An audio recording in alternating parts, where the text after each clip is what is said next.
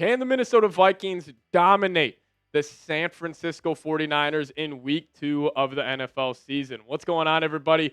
Welcome in the Vikings Now. My name is Patrick Siepman, and the reason I wanted to do this show is because my initial score prediction for this week 2 matchup versus San Francisco, I actually got the Niners catching a very, very tightly contested victory versus our Minnesota Vikings with a score of 17-16.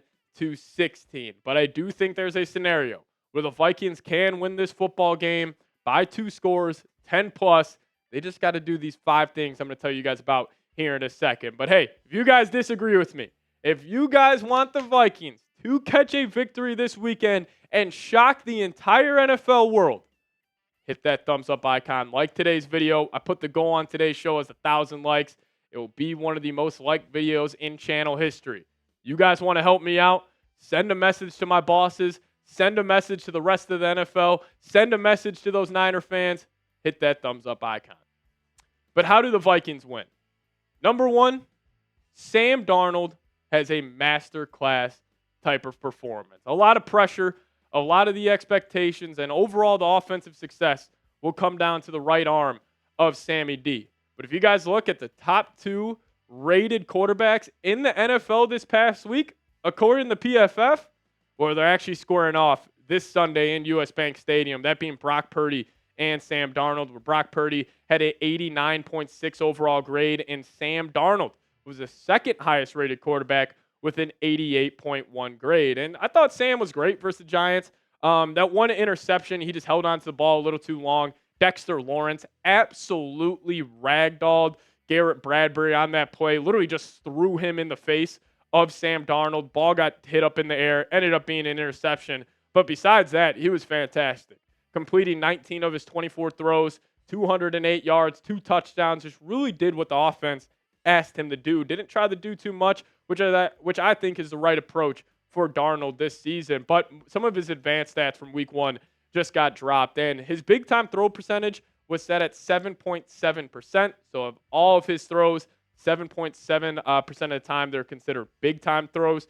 Turnover-worthy throw percentage was actually 0. So he didn't have a single throw, according to PFF, where they viewed it as a turnover-worthy throw. His adjusted completion percentage here, though, was 87.5. Awesome stuff from Darnold from that stat. And then also his ADOT, his average depth of target, was 9.1. But there's even more advanced stats breaking down Darnold and just how truly special he was versus the Giants. His estimated points added plus his completion percentage over expected in a composite score, he ranked second in the entire National Football League, only second to Baker Mayfield, who he had a fantastic game versus the Washington Commanders. He's like 24 of 30, 300 yards and 4 touchdowns. Shout out to the Bake Show for lighting up Washington in week 1. But my take on how the Vikings get a victory on the arm of Sam Darnold, the whole success, the whole game plan, everything about this game, and I hate putting this pressure on him, but it's true. It comes down to the right arm of Darnold. Like, there is no position in any sport that moves the needle or, plays an impact on winning more than the quarterback position. If Darnold replicates what he did against the New York Giants, hopefully doesn't turn the ball over, hence the Vikings are 18-0 under O'Connell.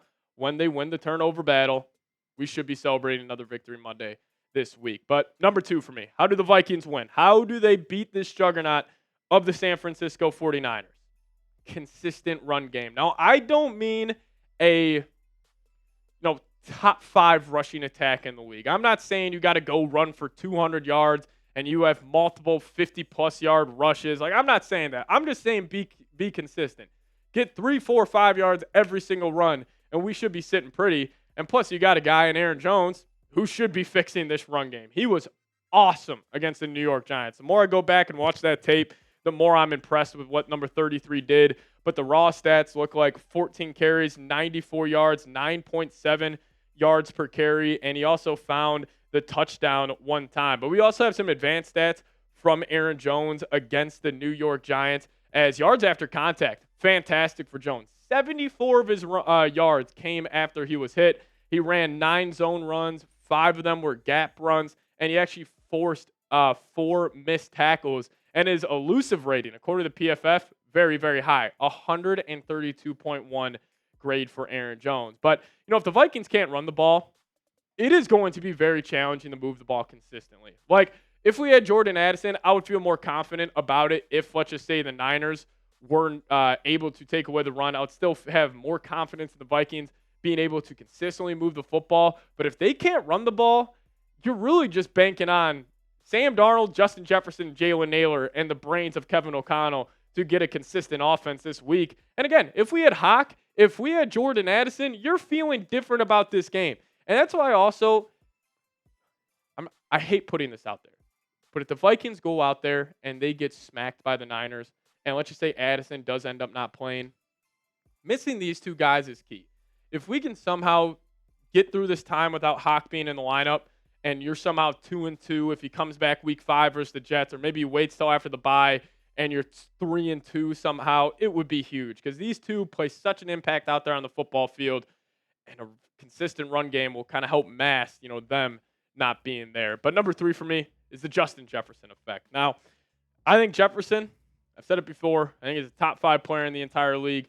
I think he truly is the best non-quarterback in the entire league. Him or Trent Williams, I go back and forth. But, against the New York Giants, like the stats aren't going to blow you away. But I don't think that's where his impact was shown the best.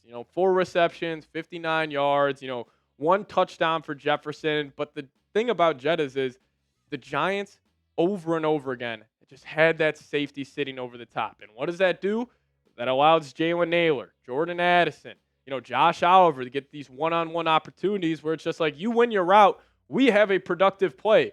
Now, I do want to get you guys the snap alignment for Justin Jefferson in this game, as he did run 10 snaps from the slot, and that's actually supposed to say 18. He ran 18 snaps out wide, which is 46.3%. So 35% of the time he was in the slot, 46% of the time he was out wide, and then obviously we know that one play when he was in the backfield for the Minnesota Vikings. But, if Addison's not able to be there, you got to have somebody else step up in this wide receiver room. Like, Jalen Nailor, he'll no doubt be that wide receiver too, but you got to hope a guy like Tristan Jackson's able to go, because he was a shocking late scratch against them this past week, as, I fully thought he was going to be able to get out there and, play against the New York Giants, but he was a late scratch. And you still got guys like Brandon Powell who got a consistent or got a good amount of run against the Giants. So somebody besides Jefferson's going to have to step up, no doubt about it. And for me, it's got to be Jalen Nailor. Now, he did only have that 1 reception versus the Giants. It was on a beautifully drawn up play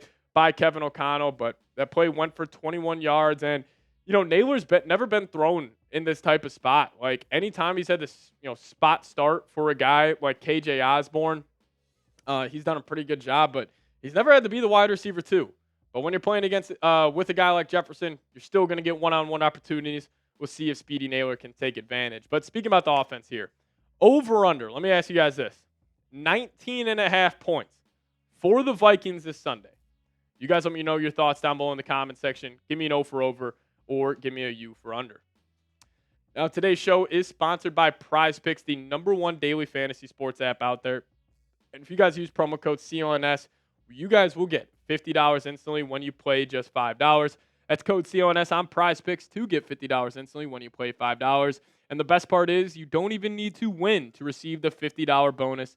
It's guaranteed. Now, one Caleb Williams passing yard gets you 1 win on Prize Picks every week in September. That's right. Only 1 yard gets you an automatic win every football weekend in September. That is 3 more weeks of free W's. So don't miss this deal on Prize Picks, because it's gone once September ends. You can win up to 100 times your money on Prize Picks with as little as 4 correct picks. So download the Prize Picks app today. Use code CLNS and get $50 instantly when you play $5. That's code CLNS on Prize Picks to get $50 instantly when you play $5. And you don't even need the win to receive the $50 bonus. It's guaranteed. Prize Picks. Run your game. Now, a huge help to the Vikings getting a massive victory this weekend would have to be a bad Brock Purdy game. Now, the Vikings and the 49ers squared off last year on Monday Night Football, and Purdy struggled. He was 21 of 30, 272 yards, but this was the kicker. He threw 2 interceptions and only found the end zone 1 time, and both those interceptions actually came to Cam Breezy, Cameron Bynum, so shout out to him. So the Vikings are going to have to force Purdy to throw the ball. And if you guys see that stat, Purdy threw the ball 30 times in the game last year. One more chat stats for you guys. Brock Purdy last season, when throwing the ball 30-plus times, the Niners' record was 2-3. Now, you normally see these stats with quarterbacks when they throw it 35, 40-plus times.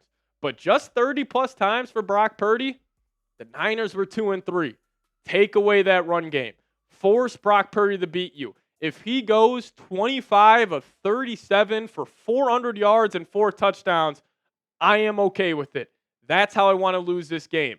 I do not want to lose this game for having, Mason just killing us on the ground. Have it be this way. Force Purdy to beat you, and I think we got a good chance. But my last takeaway and my last kind of key to victory here, how the Vikings get a massive win, Kevin O'Connell dials it up. Now, I thought this past week versus the New York Giants was some of his best play calling of his NFL career so far. And I do want to highlight 2 plays for you guys. So this was both touchdowns that came through the air. This was end of the first half, 6:57 left, 4th and 2. They got Justin Jefferson split out wide, one-on-one with Deonte Banks. Clearly, the Giants were bringing pressure on this. They motioned Aaron Jones to just confirm that the Giants were running man coverage, and then it was just one-on-one with Jefferson versus a second-year corner. This was beautiful by O'Connell. Again, poor defense by the Giants on this one as well. But again, I give O'Connell credit for this play. You got a one-on-one opportunity with your best player against a second-year corner. And now this play, the Jalen Nailor touchdown, this was freaking beautiful. And I fully anticipate to see other play callers in the NFL take this play for themselves. But they motioned Jefferson into the backfield. He ran some orbit motion, and it was almost a read option where he either had to take the handoff or take the ball and hand off to Aaron Jones, and then he pump faked the bubble screen to Jefferson, and then Addison got the cornerback to bite, and then he just threw it over the top, wide open, butt naked touchdown for Jalen Nailor there. But this is a prove-it game for the coaching staff this Sunday. I think in this game, these are 2 of the better coaching staffs in the entire National Football League. It is Brian Flores versus Kyle Shanahan. It is Kevin O'Connell versus that star-studded Niners defense with Sam Darnold being your quarterback. Can Kevin O'Connell put on a masterclass and have Sam Darnold light it up this Sunday? This is a prove-it game, because if they do that, we're going to be talking about this coaching staff a whole lot differently. But, hey, I said it. My score prediction, 17-16, 49ers get a win. We'll make a note. If Jordan Addison plays, I'm switching that to 2017 Vikings. I think they'll find the end zone one more time. But you guys let me know. Predict the score of Vikings versus Niners down below in the comments section. Now, if you guys want to give me a follow on Twitter as well, that's a handle right there, at Pat Sieps. If you guys give me a follow over there, I'll give you guys a follow right back. But thank you guys so much for watching today's show. As always, Skol Vikes.